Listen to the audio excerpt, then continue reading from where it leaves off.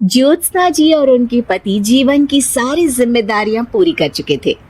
पैसे की कोई कमी नहीं थी, तो घूमना फिरना भी लगा रहता था। अरे बेटी के घर जाकर तो मजा ही आ गया, लेकिन विदेश से अच्छा तो देश ही लगता है। अब मन को चैन मिला।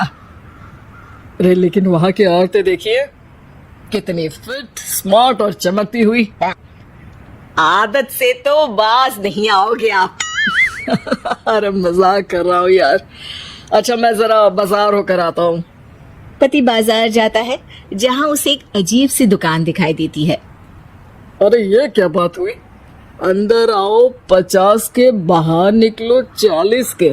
हम आपकी 10 साल उम्र कम करते हैं। ऐसा क्या करते हैं भला? जरा अंदर जाकर ही देख लेता हूँ। अंदर एक सुंदर सी लड़की खड़ी होती है। सुंदरी जी, ये क्या दुकान है? जरा जादू हम पर भी तो चला दीजिए। यस सर, आपको हमारी एग्जीक्यूटिव एक डेमो के लिए अंदर ले जाएगी। आप अंदर जाएंगी तो आप खुद ब खुद समझ जाएंगी। पति अंदर जाता है, जहां सेल्स गर्ल मिलकर पति को नकली बाल, नकली दांत, रंग बिरंगी कपड़े के साथ रंगीन चश्मा लगा देती है। देखिए, अब खुद को शीशे पे देखिए और बताइए सर। हाय दयो, ऐसा तो मैं किसी हीरो से कम नहीं लग रहा। दे दो, सारा सामान पैक कर दो। पति खुशी खुशी वहां से निकल जाता है। घर आकर वो सारा सामान छुपा देता है। फिर अगली शाम। सुनो, मैं वॉक पर जा रहा हूँ। इस वक्त? अरे नाती पोतों को वीडियो कॉल करके बात तो कर लो। अब हाँ, आकर करता हूँ ना, पक्का पक्का। पति बाहर जाकर सारा मेकअप करता है और मार्केट में घूमता है, जहां उसे एक स्मार्ट सी महिला दिखती है। क्या आपको मुझसे कोई काम है? नहीं नहीं, आप तो बहुत हैंडसम है। थैंक्स। वैसे आप भी कम नहीं है। वैसे क्या उम्र होगी आपकी? लगता कितने का हूँ? 40 के तो पूरे लगते हैं। आप क्या था, 50 साल के पति को कोई 40 का बोल दे तू। वैसे तो कम का हूँ, लेकिन टेंशन के कारण थोड़ा उम्र में बड़ा देखने लगा हूँ। ओह सच्ची? आप 40 के पूरे नहीं हो? अरे छोड़िए ना, चलिए मैं आपको कॉफी पिलाता हूँ। यहाँ की कॉफी काफी शानदार होती है। दोनों में दोस्ती हो जाती है और फिर चल पड़ता है सिलसिला रोज रोज के घूमने फिरने और मजे करने का।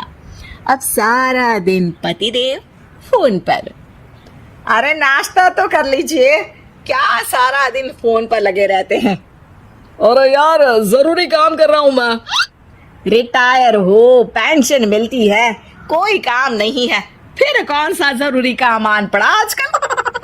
अरे एक प्रोजेक्ट के सोशल नेटवर्किंग का काम है, उसी पर काम कर रहा हूँ। ठीक है, चलो अब नाश्ता कर लो, देर हो रही है। पति अपना नकली सारा सामान बिस्तर के पास छुपा कर सोता, सुबह चुपके से पहनकर बाहर जाता और घर आने पर उतार देता। एक दिन पड़ोसन कहती है, अरे ज्योत्सना बहन, तुम लोगों के घर कोई हैंडसम सा आदमी रहने आया है क्या? अरे कहाँ यार, मैं और ये दो ही तो लोग हैं घर में। हैंडसम सी शक्ल देखे तो मुझे भी जमाना हो गया है। अरे पता नहीं, वो जाता तो तुम्हारे ही घर में है, क्या पता कौन होगा। अरे तुम्हारी उम्र हो रही है ना, और भाई साहब को भी गए 5 साल हो गए, शायद इसीलिए अब सारे हैंडसम नजर आ रहे होंगे। पड़ोसन भी ज्योत्सना की बात पर मुस्कुराकर वहां से चली जाती है। एक दिन, अरे सुनो जी, बहू बेटा और पोता आ रहे हैं, कुछ दिनों के लिए वो हमारे साथ ही रहेंगे। अरे शिट यार, ये क्या है? बेटे ने तो कर ली शादी, अब क्या करने आ रहा है यहाँ पर? अरे कैसे बात कर रहे हो जी, इस उम्र में तो माता पिता तरसते हैं कि बच्चे आकर साथ रहे, लेकिन आप है कि ठीक है ना, लेकिन अब देखो सभी व्यस्त है अपनी जिंदगी में। ये लोग आएंगे रहेंगे, कितनी डिस्टर्ब हो जाएगी लाइफ। कैसी बात कर रहे हो? अरे जैसे बहुत हैपनिंग है ना तुम्हारी लाइफ तो, जो बच्चों के आने से डिस्टर्ब हो जाएगी। अरे दिन काटने मुश्किल होते हैं, बच्चे आ जाएंगे तो थोड़ा दिन रात पता तो चलेगा। ओफो ठीक है, लेकिन बोल देना कि ना कोई मेरे कमरे में आए, ना मेरी लाइफ में दखल दे कि मैं कहाँ जा रहा हूँ, क्या कर रहा हूँ, समझी? खैर, वो दिन भी आ जाता है जब बहू, बेटा और पोता उन लोगों के घर आते हैं। एक दिन, माँ जी, आज मेड नहीं आई है तो मैं आप लोगों के कमरे में झाड़ू लगा देती हूँ। अरे नहीं बहू, वो तेरे पापा को ना पसंद नहीं है कि कोई उनके कमरे में जाए। तू छोड़ ना, मैं खुद ही लगा दूंगी। सास को समझ में नहीं आता कि आखिर उसके पति ने किसी को कमरे में जाने से मना क्यों कर रखा है। खैर, वो साफ सफाई करके बाहर निकल आती है, लेकिन कहते हैं ना, बच्चा तो अबोध होता है, उसे किसी बात का क्या पता। वो खेलते खेलते दादा के बिस्तर तक पहुंच जाता है और बाहर ले आता है दादा का वो सारा सामान जो वो लगाकर घूमते थे। ज्योत्सना की नजर उस सामान पर पड़ती है। वो बच्चे से पकड़कर कमरे में लाती है और पैकेट खोलकर देखती है। हाय रे दैया, ये क्या लग रहा है कि आजकल ये प्रोजेक्ट नया मिला हुआ है। बेटी बहू के जाने के बाद ज्योत्सना सोचती है कि वो बात करेगी, लेकिन फिर अरे खुद से बात करूंगी तो मुकर जाएंगे। पता लगाना होगा कि माजरा क्या है। कुछ दिनों बाद, अरे यार, ये बच्चे लोगों के आने से लाइफ ना बड़ी डिस्टर्ब सी रही। मैं कुछ देर के लिए वॉक पर जा रहा हूँ, आराम से आऊंगा 2-4 घंटों के बाद, ठीक है? मैं क्या सोच रही हूँ कि मैं भी आपके साथ चलती हूँ।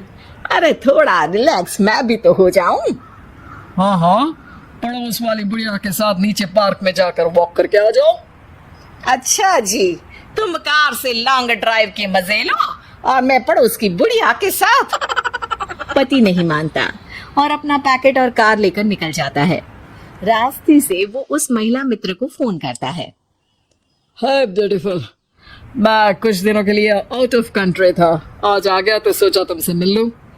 हाँ, क्यों नहीं, क्लब में आ जाओ। पति क्लब में पहुंचता है, सारा नकली सामान चिपका भी लेता है, लेकिन उसे पता नहीं होता कि ज्योत्सना ने सबका गोंद निकाल दिया है। ओ बेबी, मैंने आपको बहुत मिस किया। लेकिन वो जैसे ही हंसता है, उसके नकली बाल गिरकर हाथ में आ जाते हैं, जिससे उसका सर गंजा दिखता है। ओ ये क्या! तभी उसका दांत भी हाथ में आ जाता है और ज्योत्सना के पति का सारा बुढ़ापा उसके दोस्त के सामने आ जाता है। हे भगवान, अंकल जी, कौन है आप? क्या ऐसी बात कर रही हो अंकल? मैं तो तुम्हारा दोस्त हूँ। अरे पर हो तो अंकल ही ना। नकली दांत, नकली बाल और क्या क्या नकली है। पति को गुस्सा आ जाता है। वो महिला के बाल पकड़कर खींचता है, जिसके बाद उसका बाल भी उसके हाथ में आ जाता है और महिला के सारे पके बाल सामने आ जाते हैं। ओह, तो तुम भी उसी दुकान से हो? जाओ, 50 की निकलो 40 के। हाँ, बढ़िया आई मुझे अंकल कहने वाली। लेकिन ये समझ में नहीं आ रहा कि मेरे बाल और दांत बाहर कैसे आ गए। तभी वहां ज्योत्सना आ जाती है। जी, मेरी वजह से। चलिए, इन आंटी जी को नमस्ते कहिए, फिर घर चलते हैं और वहां मैं बनाऊंगी आपको 40 का।